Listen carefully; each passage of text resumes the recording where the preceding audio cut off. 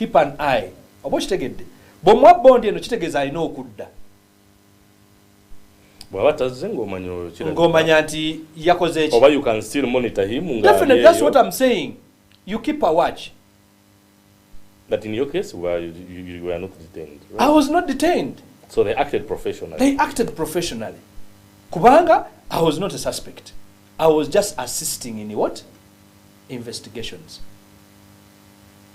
So nebachimara and they did their part. On Tuesday I was on air. They took the phones on Sunday. They could not do anything. They worked on the phones on Monday. On Tuesday I was on air. I watched again. Nembira free. And I'm very ready. They called on for my security company guns. Okugenda ku forensic okulaba oba zabaddemu act. Nebagenda ku forensic nebatunuulira zonna zonna nga ziri okay. They were not in the act. So basically bagenda okusanga what they wanted was, are you clean? And indeed you are clean. Very much clean. Naye ono owulira bano simanyi security officer ate simanyi alina security company. I tell you Ugandans, you'll die poor if you have that mentality that someone who is doing this is not supposed to have this. So I don't want to go on I don't want to be like them, as you're saying. Yes. Negati ndikugwe. I think the good thing, it's you who is speaking to me. Yes. It's you who's speaking to the people that are actually watching. Tuvuddeyo mu bya CMI n'ebirala bamaze okubuuza. Now we come back to Canada. We come back to Pastor Ujingo. We come back to your relationship. What did he have to tell you? As because Bakutute, by interrogating, say you're a free guy, you're a free man, your security people are okay, and that was that. So are you still his part of his security? Are you still head of? No. Because Bakubuzanga head of security. No, you know when waliwo bagambe ngomene ne weri ntontekola ki? During this security situation, UPDF and police had to take over. Yeah. They had to take over. We cannot have a mixed feelings. We cannot have mixtures of security agents within the same premise. Obochitegedde. Njagala otunule kanku example. SFC weri president wagenda okubeera. Simanyi oba otwala kini ai. Olaba aba police babeerawo ne mundu. No, SFC is I remember I was in Changwanzi. That's when I got to understand what happens when the president is around. SFC takes over everything. Including twali mu Changwanzi nga tulina abasirikale, but the moment the president was coming, SFC took over. Even the UPDF people we had to lay back somehow, somewhere, if you were so observant. Yes. And those guys took over. Kakati, that's His Excellency. Forcibly Janet taking over because of something, due to something. Tosubira ate kubeera nga waliwo commands endala. You know, in the forces tulina different commands. Oba kitegedde. Police webe commanding abapolisi baayo ena command waayo. Era tojja kujja gwe oli wa UPDF owe wa police instructions. You have to go through the commander aliwo. If it's a DPC oba OC oba ani golina okubuulira nti omanyi kino tukikole bwe tuni ye n'atwala command mbaki mu basirikale be. But after that incident, it's a serious incident. It's not a simple incident. Police took over. Because the guy that was killed was part of SFC. Police took over with a reinforcement. You know, amaje tegajja ku taking over. Amaje ga reinforcing a police. Police, after police taking over, they requested for reinforcement from the UPDF. So there was no way my simple security company, guards who have only 2 months, 3 months training, can be part still of that security. Armed still. Simple. You've been there for 13 years. No, not me. Not me. I mean the guy. The company has been there, not for 13 years. Okay. It's just 3 years. Oh. But what I'm saying, nti bano training bano jebalina abantu. Of course, true. Teyenkana ya polisi, teyenkana ya maji. Kakati tulina botandika tegamba nti ate tulinawo polisi, tulina amaji, ate tulinawo ne echoes. Oba kitegedde. Echoes balina mundu, polisi balina mundu, amaji balina ki. Assume something happens. Now who is going to definitely who is going to command? I try to get it now. Mixed feelings ezigenda okubeera awo. Who is going to command and who is going to handle kati yawa echoes aine mundu. Oba kitegedde. Oba police aine mundu, oba UPDF aine mundu. Assume something happens at night or echoes naku besasi. Laba ate bagenda okureactinga kusasa erivuze nga lya echoes ate batandika ogenda okwekanga bekubye. So you had to lay back, but okay, whatever they are doing. Definitely, we had to keep out because it was official. Pastor Bujinga after advice, nagamba no, nawandika ebbaluwa nga terminating duties zaffe. Obokitegedde. Me inclusive kubanga nze issue yali very important. They need me always. They need me there 24/7 as a security officer. Obokitegedde. Kakati ndi neno ndi kuweereza mukamange president. Nali sobola ku resigninga ku mulimu gwa president kugenda kusooka kubeera nga nkavalinga guli. Obokitegedde. I could not. So I had to be aside, and then they get somebody who is there 24/7, who will be answerable, who will be asked. So Echo's security company and the director had to move out to give space to the other. Maybe afterwards, because these people, police and UPDF, cannot take over throughout. After some time. After some times, I know, and I'm pretty sure that I'll be called back. Are you in touch with your pastor, good friend? Why not? Why not? How is he? How is he faring after this? After seeing this and that, he regained back and is now preaching. Yeah, of course, I watched him. Then what do you ask? What after change of guards, because Kataina system yes, is no longer with Simon Peter as in being close. That's what I'm saying. Kakati yali badda nkubira ku lwaki. Initially he's been calling me nga twalina betulina okukola fenna. Obokitegedde. But I'm no longer his close partner. Obokitegedde. I'm no longer. If he has something to ask, he's free. My numbers are there. My phones are there. All his phones, I have them. Even the private lines. Of course, you've been his. He has even my private lines. He's one person I've been like a brother. He has even my mother's phones. He's one person you are like a brother too. Yes. Not have been. Okay, let me say so. Owulidde. Ye muntu alina essimu ya mama wange, ye muntu alina essimu ya mukyala wange, ye muntu alina essimu za baganda bange. Akati omanyi nze muntu alina essimu ze, oba kitegedde. Nze muntu alina essimu ze, nze muntu alina essimu za mukyala we, nze muntu alina essimu za baana be. Omanyi when all these things happened. Ngabo yogedde mixed reactions. Abamu bogera kino abala bogera biri. Media is just like that. We won't dwell into that. Nenga abantu abamu kyemmanyi just there bayinza okuba bagamba Bujingo nakola kino Peter Kaswabule abatabimanyi abatamanyi story eno gyoyogedde. And I am very sure wherever he is, because he's also Ugandan in Gotv, he saw that. He saw what was happening. Social media is of why people might be like, Simon Peter gwe tumanyi nedda tebandi mujjeko masimu ge tebandi koze bino ngabatamanyi lwaki baga kujjako. I have a feeling, I don't know how I can even express it. Wawulira otya bino nga bibaddewo pressure ya social media nga bwojogeddeko. How did it come to you? How are you coping up with it? Let me tell you, Edgar. I want you to be professional, and I know what you felt. I know what you meant. Edgar, let me tell you something. Don't think that I'm not human. I'm human. If I look at, let me say, nonsense, I get that feeling of why this nonsense on me. But I'm a professional man. So you acted professionally in all this. I saw it. I told you I'm a human. I'm human. Nti mbeera neyo feeling egamba nti why this, but then the professionalism comes into me. I have never and I will never njagala owulire ebigambo bino. I have never and I will never respond to any crap that is out there. That is out there. You don't need to buy. I don't need to. You don't. Such a presidential. Such a I'm representing the president. What did it show as far as our security is concerned? They attacked the guy.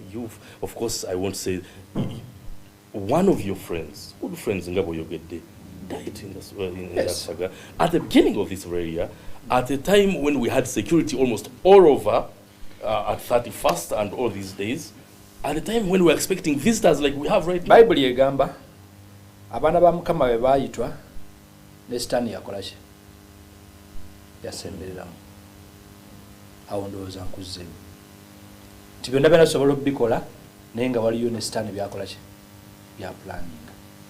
GNTV releasing live. Simon Peter Kaswabuli is actually here with us. We are going to take a break. When we return, we are going back to business. Good morning.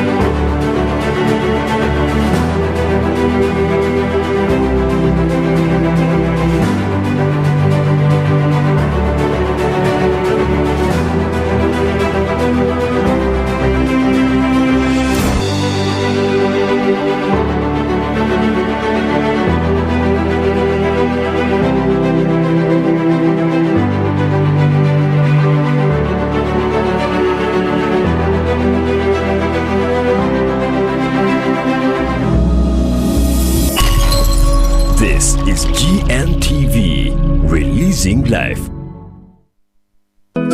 The Trumpet Camp is back. Dr. John Mulinde, together with the World Trumpet Mission team, invite you to the Trumpet Camp 2024, a time of deepening your relationship with God, connecting with like-minded believers, and many more ministry opportunities. The Trumpet Camp 2024 will feature Dr. John Mulinde and many other international speakers, and the theme this year is Finishing the Great Commission. The Trumpet Camp 2024 will take place from the 20th to the 27th of January 2024 at the Nation's Prayer Mountain, Seguko. For registration and more information, call 0771 930796 or 0708 495670. You can also go online www.worldtrumpetmission.org. Omurebi wa GNTV twakwakira a program nyamurungi eyiba kweta eka yawe na Rita God's Own nebereho buri rwakana shaha inaza kasheshe mpaka shaitano zo mukasheshe. Omuri ejo program twinemu ebirungi byingi nitwegesa kayawe obushwere bwawe abana bawe okora abareberere tureta amateka go bushwere tureta amateka ahabana bawe ko ine kubareberera children's rights ebe byona no bishango mu program nyamurungi eka yawe na Rita God's Own buri rwakana shaha inaza kasheshe mpaka shaitano zo mukasheshe.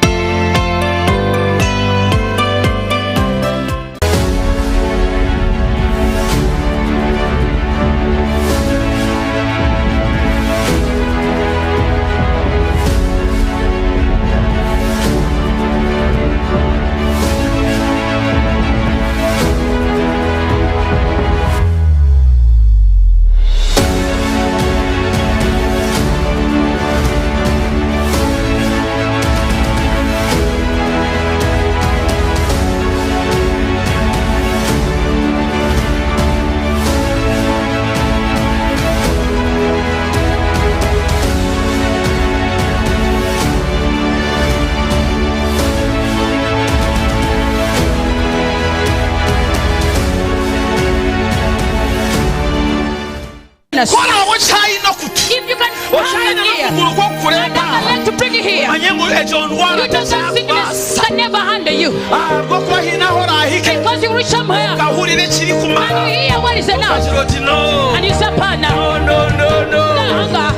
Sagara.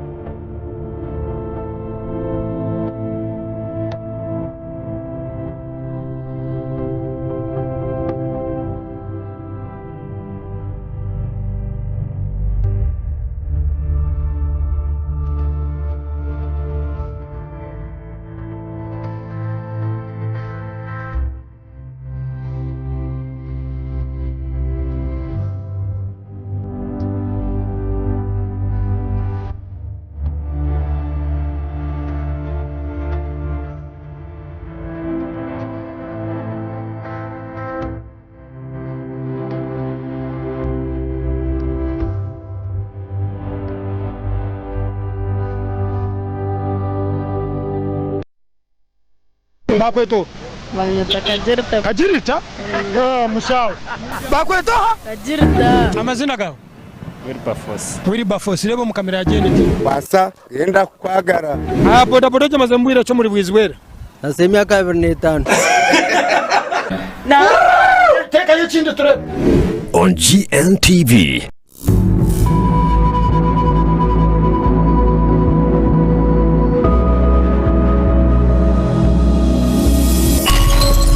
This is GNTV, releasing life.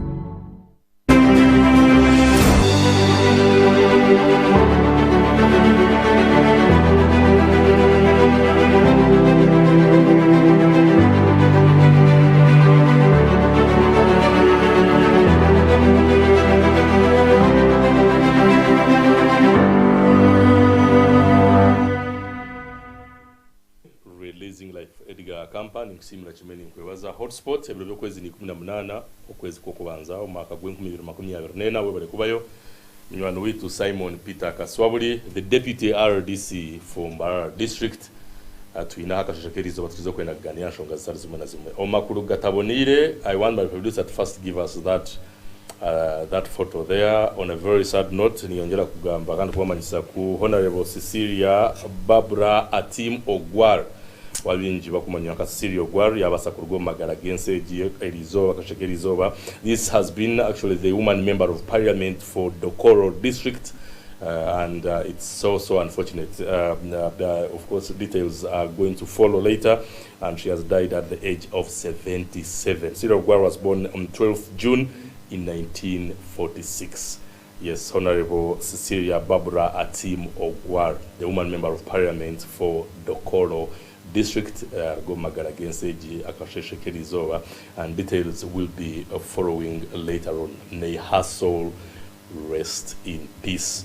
Yes, and one of those iconic leaders that I may say, one of those long-serving leaders in our parliament here, Uganda, by the names of Cecilia, commonly known as Cecilia Ogwar. So as I could go magara against it, but as we continue, we binji bunonga katongere kushasha nabo tongere kushasha nishenje giti gihanga ahari kurugana bari kujwekera na Uganda yona at large. As we continue, producer got to consider that short video, and then we continue and I ask Simon Peter Kaswabuli what he thinks on what will be happening today as expected, as planned by the people he normally calls jokers. Let's go. Let us not hear again Mutugambachi Tubagambi. We have told you today what you need to do.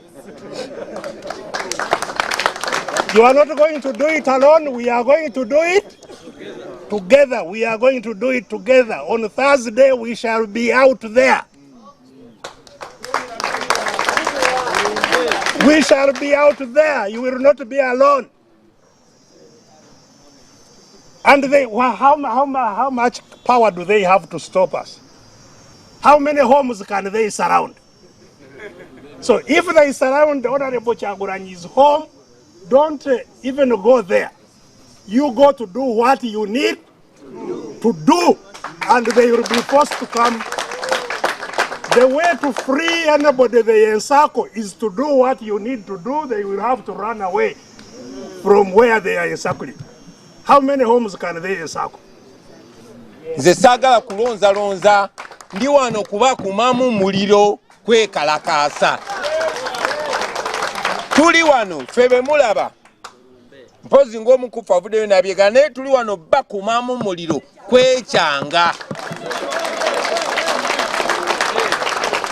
Mwami enanga owo mulala ayinza otukwotinga n'agamba okay baba bazizo omusango badde bakumamu bantu muliro ye tuli mukumamu bantu muliro kwekyanga kwekalakasa mu mateeka. Ekimu ku bizibu bye tubadde nabyo ge makubo agalinga agalimu entaana buli woyita.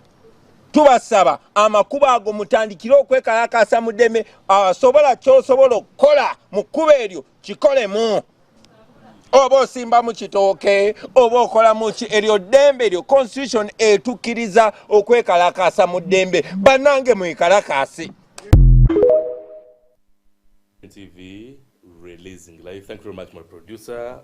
That was the leader of the National Unity Platform, Robert Sentamu Kyagulanyi, and before his short clip, we had the leader, once a leader, and he's also still a leader in one way or another, retired Colonel Dr. Kiza Besije. They were talking to the press. I think abagezako babulira nti olunaku olwaleero today abantu bekalakase mu Kampala. Jukira nno abantu mutulaba mukimanyi nti we have NAM, the non-aligned movement, a summit ekyagenda mu maaso wano mu ggwanga. Over 689 delegates had reached the country yesterday. We're expecting more. I think presidents, when you get around China presidents, I think they are around 3. One of South Sudan, Somalia, Djibouti are already in the country. We're expecting more leaders to come. That means the presidents have started arriving. The opposition is saying musimbe buli kimu kyonna kye mwagala mu makubo gana amafu gemanyi nti naawe olaba okimanyi nti mafu. This is where we are today, Thursday. Sometimes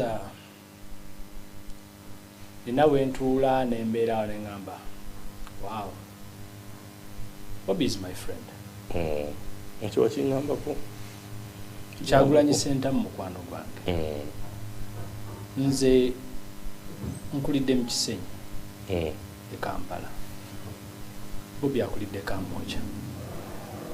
Okuva mu Kisenyi okutuuka e Kamwokya about I think 5 kilometers. Mwe byemulaba kati nga bwe tugamba wano wabeera wano 5 kilometers is nothing. True. See wala. And these are areas of the same habits. Kisenyi ne Kamwokya. Ebibeeramu byagala kufaanagana. Tebyagala kufaanagana, bifaanagana. True.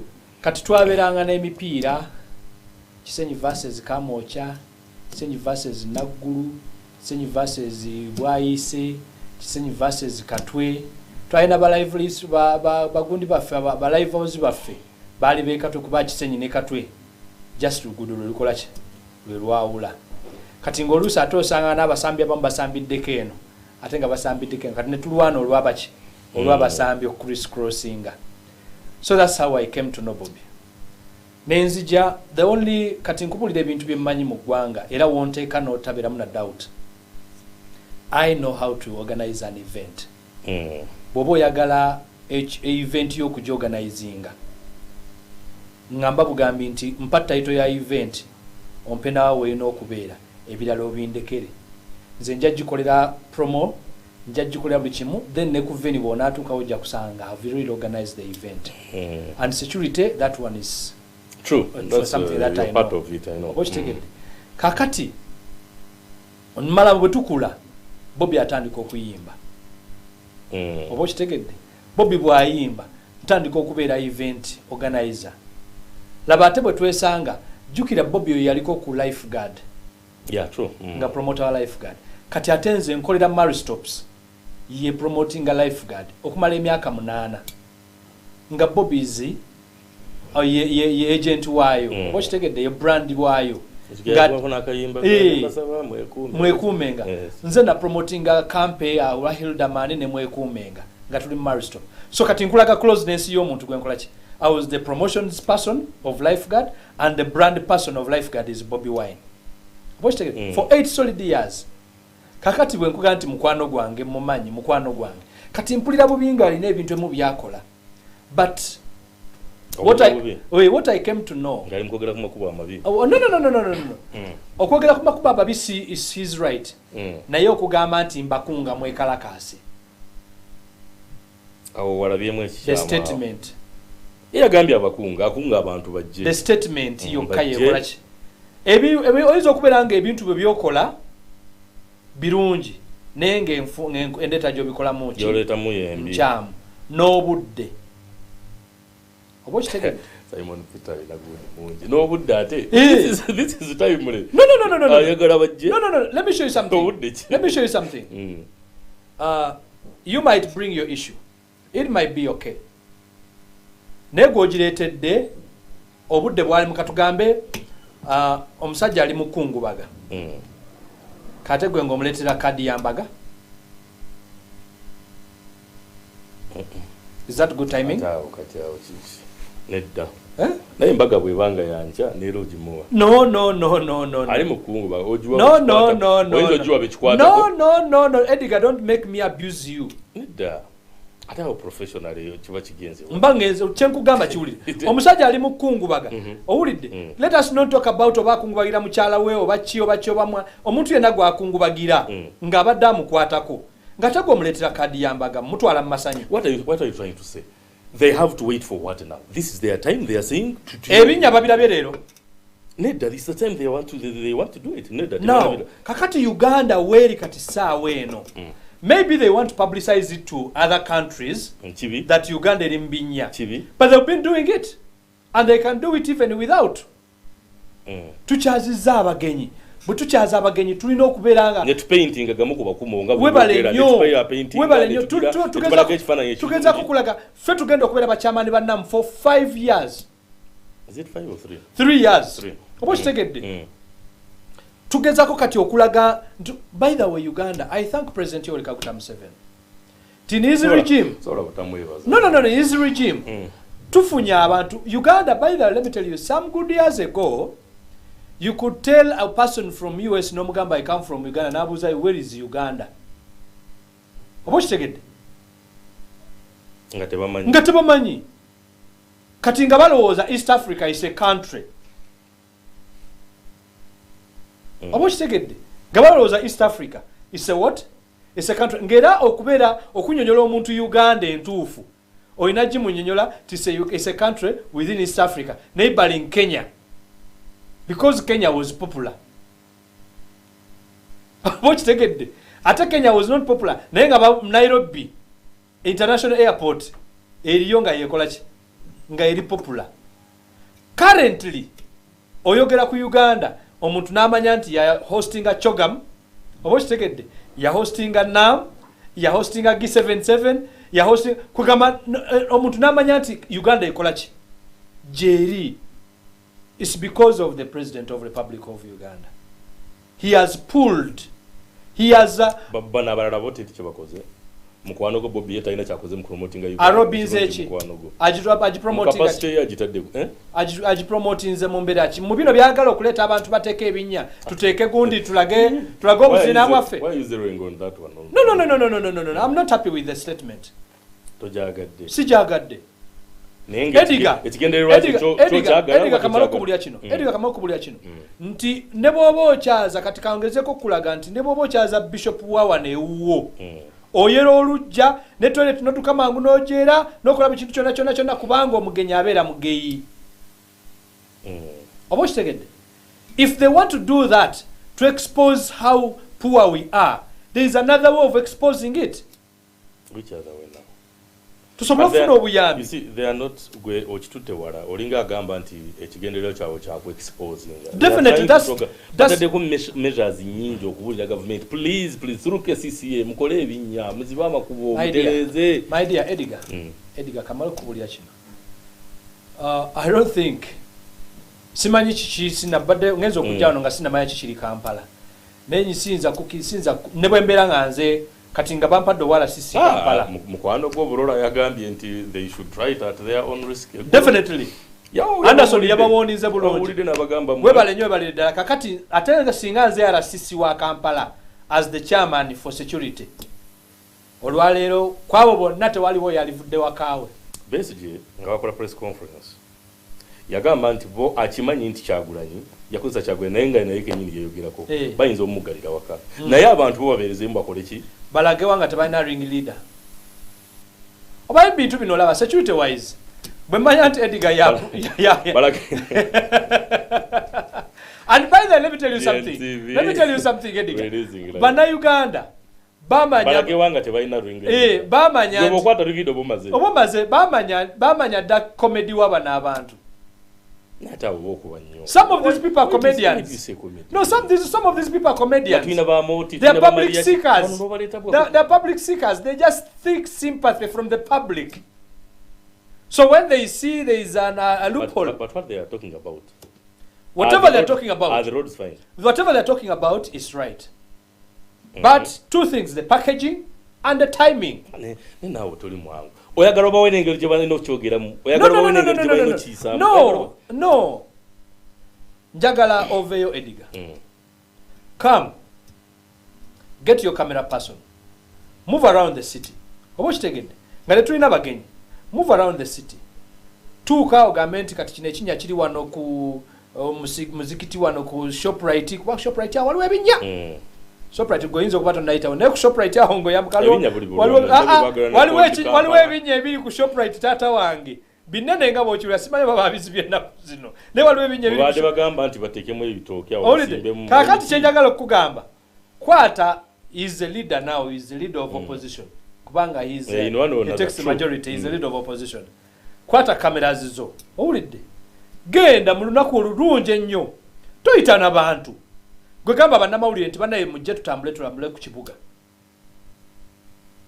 nkulayirira ne bwe nabeera nga nze RCC w'e Kampala lindako nkubulira kino bwe nabeera nga nze RCC w'e Kampala nokera ku makya n'ogamba leader of opposition ayagala kulambula ku kibuga ojjukira Mathias Mpuga ojjukira nga atambula malwaliro oba okitegedde was limited Mpuga style is never katulinde tulowe oba okitegedde Mathias teyalambula malwaliro teyagalambula he has been doing almost everything definitely kakati kyenkugambye nti kwata cameras zo lambula enguudo ojjo bagambe okwase ba MPs bo Bobi Wine has a voice, a big voice in Uganda. The same too. Is it only Uganda or even international? No. He has a voice onto Uganda, a big voice. Kubanga inaba councillors. He has from LC1 chairperson. He has a voice. He has councillors. He has MPs. Maybe even to some, even other ministers are there. Abagamba nayo n'omusajja kyaliko n'ebinnya abagamba ebinnya tubiraba omusajja baba takoze kino abantu bajja. Let me tell you something. Don't think that I only see negatives in Bobi Wine's submissions as a deputy RDC. There are some good positive issues he brings up, and there are some nonsense eriwa mu kino byaletanga biri use katinga kino mbunkunga abantu mujje twekalakaza sikwekalakaza somehow he said so mujje naye zayo kakilipu kamanyi munotinga ebigambo mujjamu ebigambo ebitakola mbakunga mujje kutwekalakaze. But bottom line is ebinnya singa tebiri mu makubo ago teyandi bagambye nti bekalakaza. The fact that we have those potholes, lakes in roads, potholes nebinya potholes is so kantu katono ekubinya byoyogedde ebintu gwekenyine obyogedde mbimanyi kyengamba leke ne ey'omukubo si leke erijo ati kyenjagala okozesa ebigambo olaba nawe kenyine okugamba ku shoprite kozesa ekigambo ekituufu potholes. Okay, they have a name. Potholes. They have a name. A lake is a lake and a pothole is a pothole. Oba okitegedde. So ebyo ebinya singa tebiriiwo point yandiyogedde by the way. He has a point. The first time they are talking about some of these. He has a point. I've told you. He has a point. Where do you see this ending? But the packaging and the timing. Where do you see this? Of course, you've been in security or in experience now. Where do you see this heading today? It will end. It will just end like it is. Very simple. Me, I know. I trust my guys in Kampala. I trust Commander Tanui, the KMP commander. I trust him. He has been in Kampala since he was over. Those atandika okubeera Kampala nga is a superintendent of police. Now is senior commissioner of police. So buli kona y'ekibuga yonna agikola ki. Era ebintu ebimu byengetera okugamba abantu ntera okwogera nnyo ne ba deploying officers abasajja abakulukulu abo mu police. Tanyo bagamba nti tewalidde muntu ava Mbarara. Owulidde nga n'omuwa okubeera mu Kampala oli Kampala talina knowledge ya Kampala. Funa omwana agrumingiddwa mu Kampala so si kubeera nti azaliddwa mu baki naye ayinza okuba avambalala nga naye agruming akyengezako kulaga nti tunuulira omuntu Edgar amaze emyaka emeka nga ali Mbarara. Now if Edgar is given Mbarara to handle Mbarara oba kitegedde he can handle Mbarara very well because he knows all corners of Mbarara. Tanui knows even the bayayes, the goons. Amanyi n'abantu amanyi nti kati nnokubira omuntu ono bwenti emugamba nno gwe gayi muteekateeka kino kye muteekateeka naye mukwano yange togenda oba kitegedde kubanga amanyi Simon mu Kisenyi oba kitegedde amanyi Simon mu Kisenyi kakati Tanui mwesiga and I know he is handling not he will handle because it's already 9 o'clock GNTV. So chengeza kukula ganti bali n'ensonga owulidde naye obudde bwe bagireeteddemu ne packaging yaayo si birungi singa bagipackaginze and you think if it's not this time and a different package but they still want to demonstrate, yes, you would have allowed them.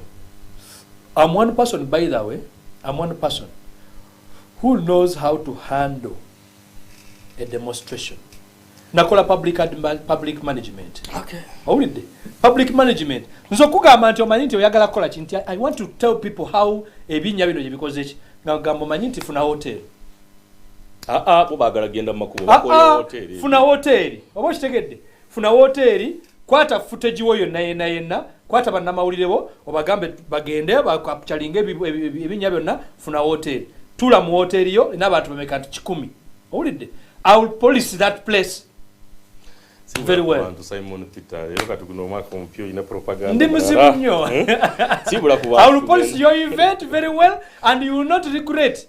Era neddobozo lijja kuvayo ne bonaagala balijazira ne bonaagala basenyendi ne bonaagala abachi bonanja bayita bulungi nnyo nja kuba policingira bulungi nnyo mukolebe mwogera bwe munamala okwogera mwogera you have a peaceful what adjan. Okay, GNTV releasing mukama katonda tumwebaza olwakadde kano ko tuwadde okwogerako n'eggwanga tukwebaza ffe baani aboogera n'eggwanga ate ffe baani aboogera ebigambo eby'ensonga tukusaba nno twongereyo mu maaso tusobole okusensitizinga eggwanga nga tulibuulira ebituufu nja kubeera wano olwokuna olujja nga mbabuulira ebirala ebinaabikoze ki ebibaddewo mbagaliza be munjagaliza mukama bampeera omukisa. Thank you very much Simon Peter Kaswawuli, thank you very much for being part of the show. Tumaliriza neera tubagala nnyo mwada tulaba eyo najje mutunabira jukira nti mu Uganda tukyalina summit tukyalina abagenyi tukyalina enkungaanya ez'enjawulo tukyalina bingi so you just be very careful. Tuli mu January abaana tweteekateeka naddala abazadde okuzza abaana ku masomero bingi nnyo ebiri eyo just have to work smart katonda abakuume. Have a blessed